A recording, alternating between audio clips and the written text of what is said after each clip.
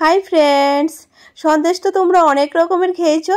তো আজকে আমি তোমাদের খুবই কম খরচের মধ্যে অল্প সময়ে কাঁঠালের বিচির সুস্বাদু সন্দেশ বানিয়ে দেখাবো। তো তার জন্য স্কিপ না করে প্রথম থেকে শেষ পর্যন্ত আমার পুরো ভিডিওটা তোমরা দেখতে থাকো। তো দেখো বন্ধুরা, আমি একটা ছুরির সাহায্যে কাঁঠালের বিচিগুলি আমি পরিষ্কার করে নিচ্ছি। তো তোমরা চাইলে যে যেরকমভাবে সুবিধা হয় সেভাবে করে নিতে পারো।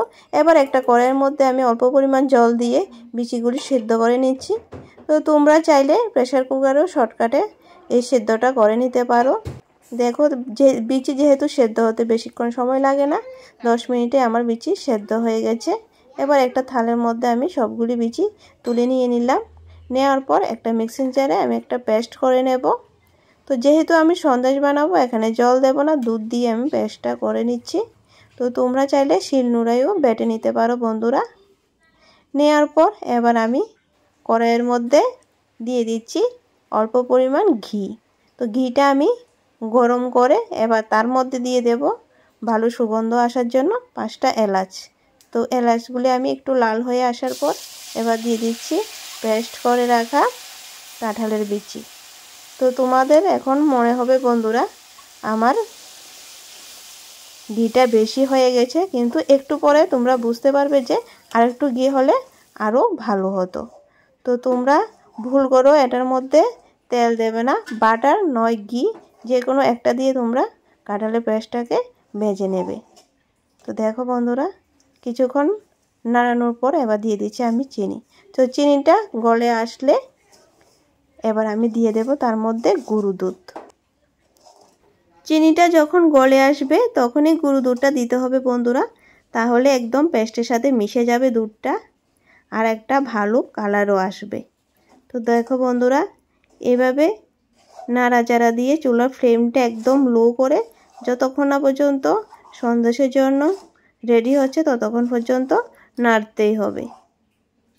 তো বেশিক্ষণ সময় লাগে না, 6-7 মিনিটেই আমার পেস্টটা সন্দেশের জন্য একদম রেডি। তোমরা নিজেই দেখতে পাচ্ছ বন্ধুরা, দেখো কতটুকু টাইট করে আমি নিয়েছি।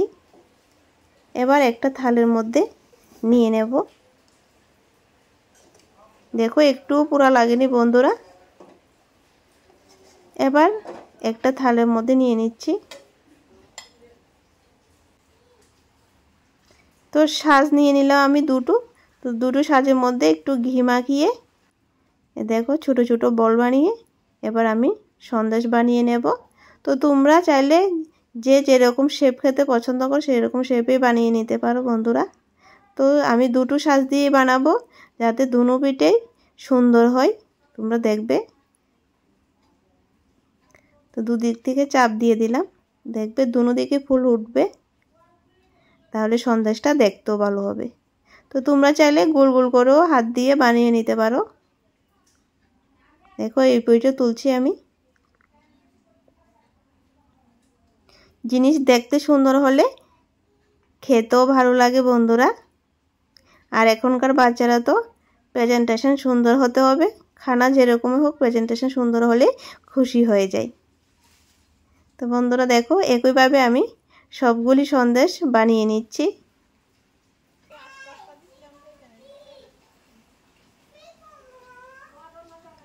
দেখো খুব সুন্দর হয়েছে।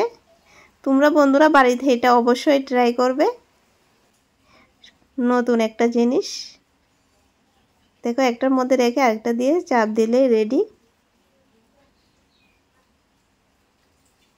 তো এটা তোমরা ফ্রিজে অনেক দিন সংরক্ষণ করে রাখতে পারো বন্ধুরা।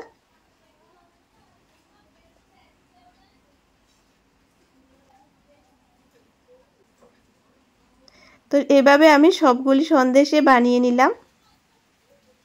তো কেমন হয়েছে তোমরা কমেন্ট করে অবশ্যই জানাবে আমাকে।